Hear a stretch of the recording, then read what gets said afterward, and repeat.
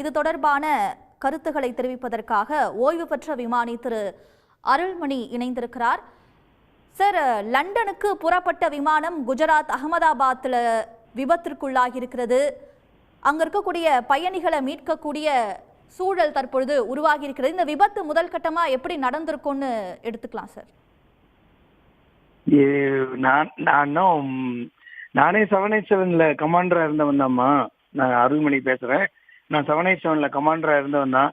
இது எடுத்ததை நம்ம எப்படி நடந்திருக்கலாம், என்ன ஆயிருக்குங்கிறத சட்டுன்னு ஒரு ஐடியாவுக்கு வந்துட முடியாதுங்க. அதில் டேக் ஆஃப் ஆகும்போது என்ன வெதர் இருந்தது, என்ன ஆச்சு, எவ்வளோ வெயிட் இருந்தது வண்டியில், இதில் நிறைய நிறைய காரணங்கள் இருக்குது, காரணிகள் நிறைய இருக்குது. இல்லை அது எதுவும் தெரியாமல் டக்குன்னு இப்படி தான் இதனால தான் இந்த ஆக்சிடென்ட் நடந்திருக்கும் அப்படின்னு சொல்ல முடியாது.